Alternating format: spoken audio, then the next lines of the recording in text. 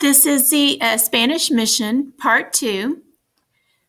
We left off the Part 1 video with the Spanish deciding that they needed a midway point between the East Texas missions and the settlements in northern Mexico. The problem with the East Texas missions in Presidio Dolores is that they were 500 miles from the nearest Spanish settlement.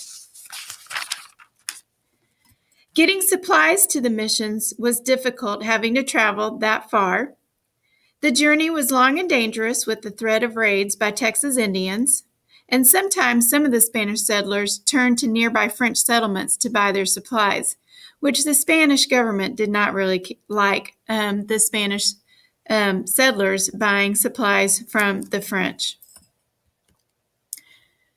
So they built a midway point that established San Antonio de Valero, the mission, and San Antonio de Bejar, the Presidio, which becomes the city of San Antonio.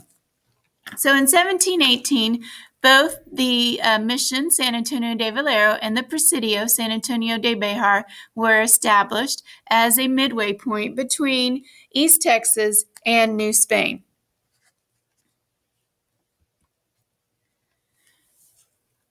They were established by the governor of Texas at that time, Martin de Alarcon.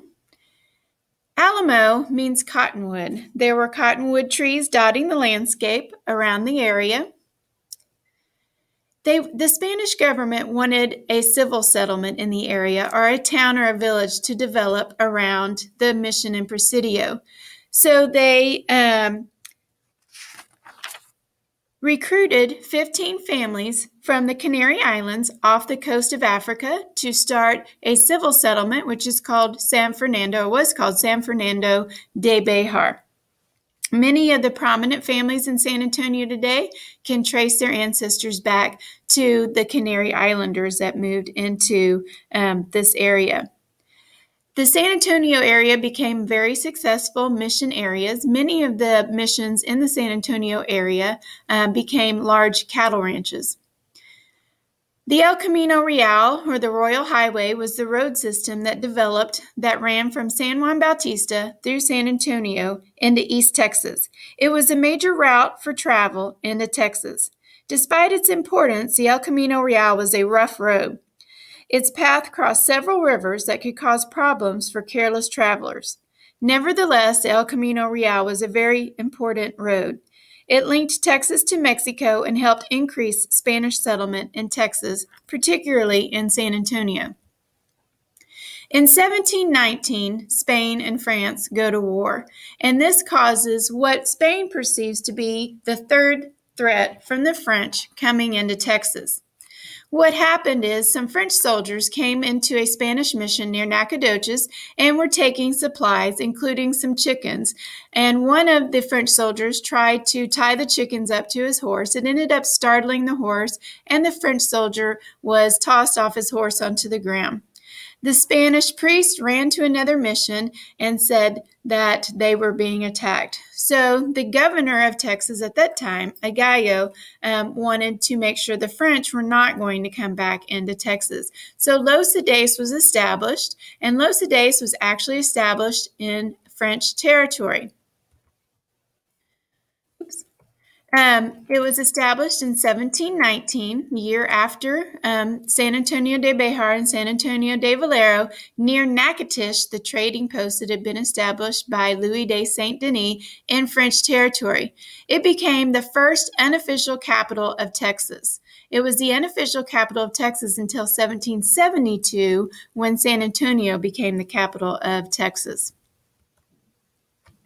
So here was Los Cedés. Then the governor turned down to South Texas and built La Bahia Presidio, not too far from the ruins of Fort St. Louis.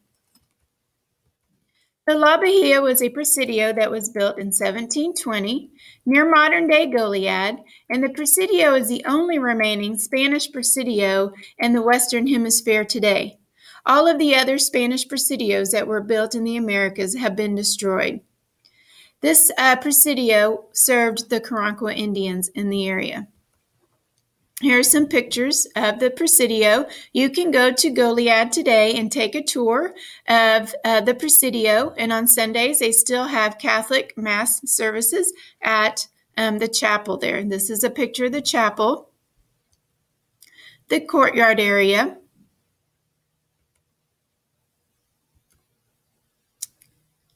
So that was at La Bahia.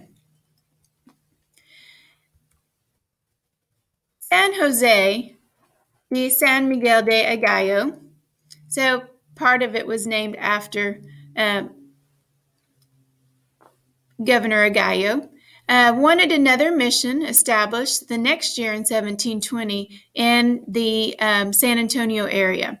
So it became the most successful Texas mission, San Jose. San Jose is another mission that you may tour in San Antonio today. It is actually one of the most complete mission complexes that you can go and tour in San Antonio.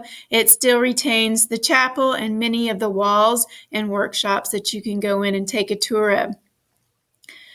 Father Antonio Margel de Jesus, a priest from San Juan Bautista, requested after the Chicken War a site in San Antonio for another mission, and that was San Jose. San Saba was Spain's only attempt to settle or to build a mission for any of the Plains Indians. You'll notice that it was not built until 1757 for the Apaches. However, the Apaches would not stay in the mission. Frequently, they only came in for food or to escape from the Comanches. The mission was destroyed by a massive attack. Over 2,000 Comanche, Caddos, and Tonkawas attacked the mission with weapons that they had acquired from the French. They burned the mission and killed 3 of the missionaries.